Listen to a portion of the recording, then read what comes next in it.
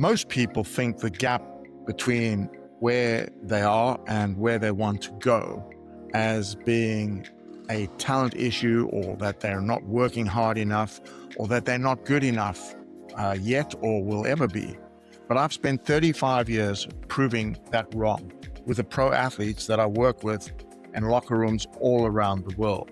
Naively, which is just crazy, I then recorded over 250 episodes proving it right on this very podcast.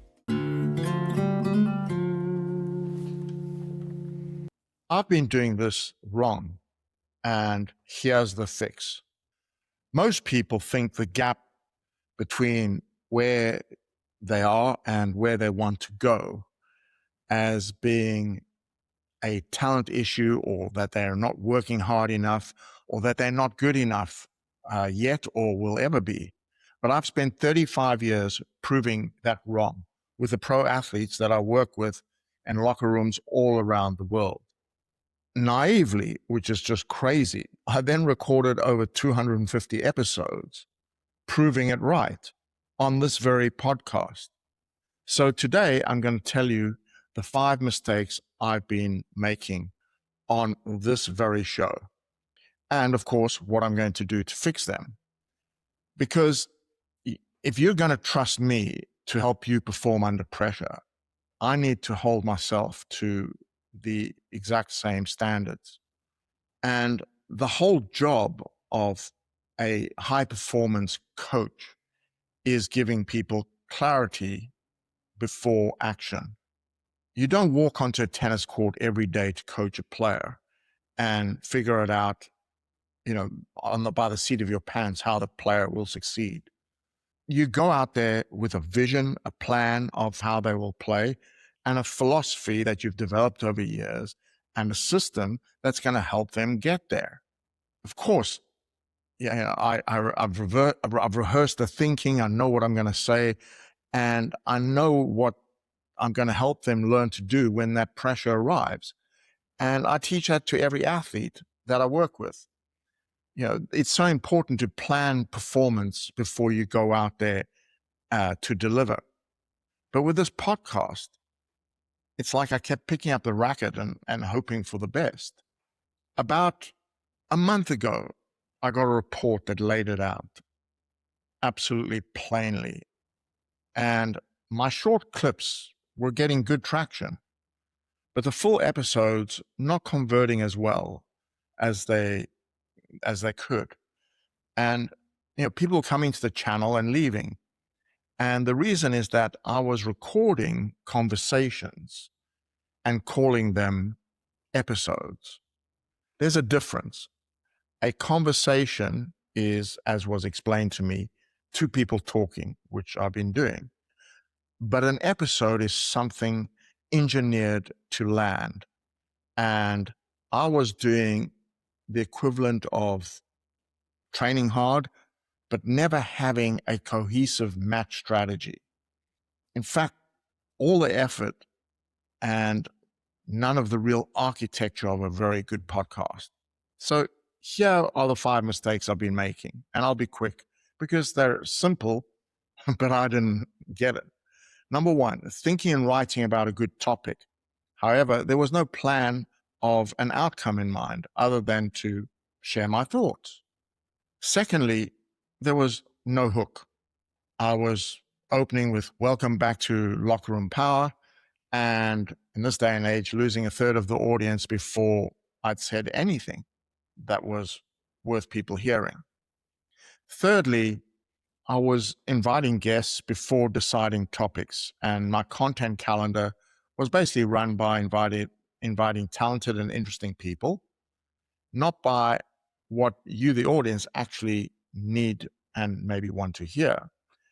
And fourthly, my editor can only clip moments that exist. I wasn't engineering them in. I was assuming they'd be there and really didn't understand this thing at all.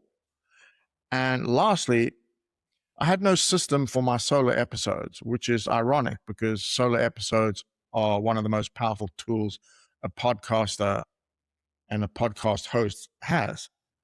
And I wasn't using them. I think here's what most podcasters get wrong that I'm learning. We think that the recording is the work. It isn't the recording. It's the last thing you do. Planning is the work. The hook is the work. Knowing the one moment that you're going to build in the first 10 minutes, that's the work. If you do as I've been doing and sit down to record without that, basically you're not podcasting, you're just having interesting discussions. The best athletes, of course, I've worked with rarely improvise under pressure. They've already lived through the hard yards and the moments that they know will come in a crisis. And they are prepared for it, and they've gone through a lot of experience to handle it. The match is really about focusing purely on great execution, which is hard enough, but you need to be prepared for it. And that's what great content is. Pre-lived, pre-planned, then delivered. I just did not connect that an authentic labor of love needed to still be produced with high performance protocols so that you, the audience, could gain more, and I can potentially reach a lot more people. We never stop learning, and this is an example of it, and we never stop evolving. But I don't have any regrets. It's just about now taking the next step. And having consulted an expert, the clarity was to decide whether I choose to take this podcast to the next level, because he said, understand this. And, this hit me like a ton of bricks. You're not running a podcast. You're running a performance system. And every performance system needs a plan before, essentially, relate here to me, needs a player. So you, as a coach, you need to know what you're doing before you get a player.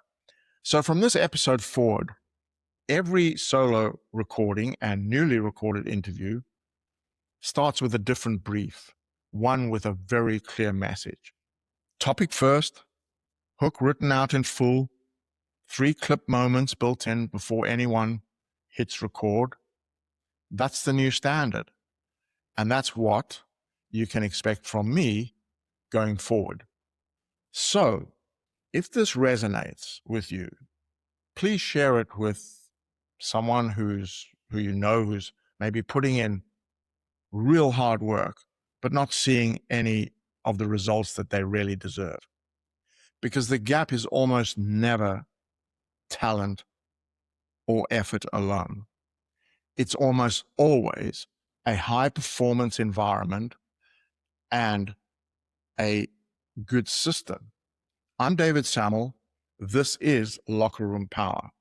And I will see you on the next solo episode, which, for the first time, I already know exactly what message will land. Thank you. Thanks for watching Locker Room Power with David Sammel. If you enjoyed the episode, hit subscribe and leave a comment on your favorite platform. See you in the next one.